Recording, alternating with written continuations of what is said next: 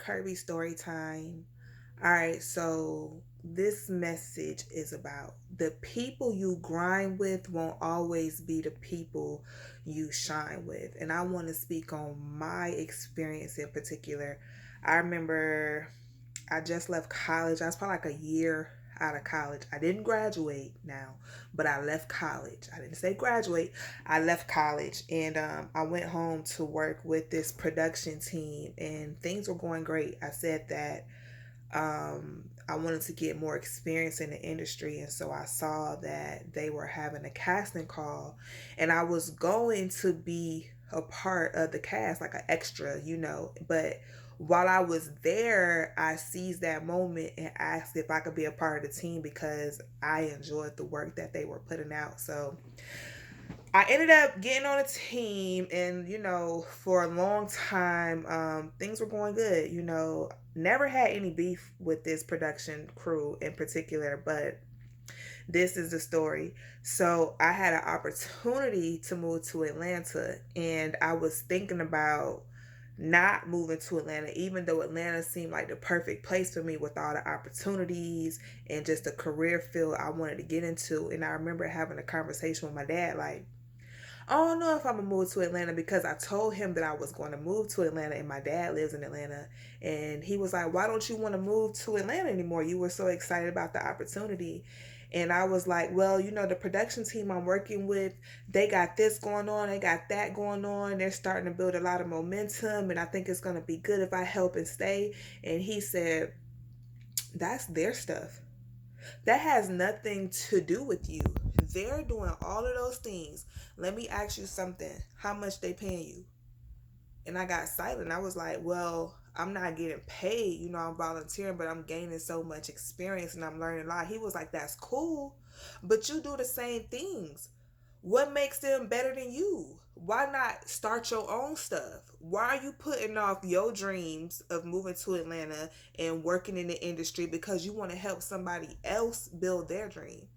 And so it was hard to hear that, and it was hard to accept that because I was down for my team. I was really down for my team. And then when I start paying attention to things, when some money started coming into the company, I still wasn't compensated. And when I tell you guys, I used to like leave my job, skip my job, like I was skipping school just to go help them film because I loved it so much. So it's like, oh, I could be here at work, or I could go help them.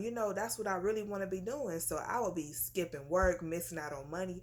But it was cool because while I was there filming and on set and stuff, I was having the time of my life. So work was just like work, and I wasn't really worried about money like that.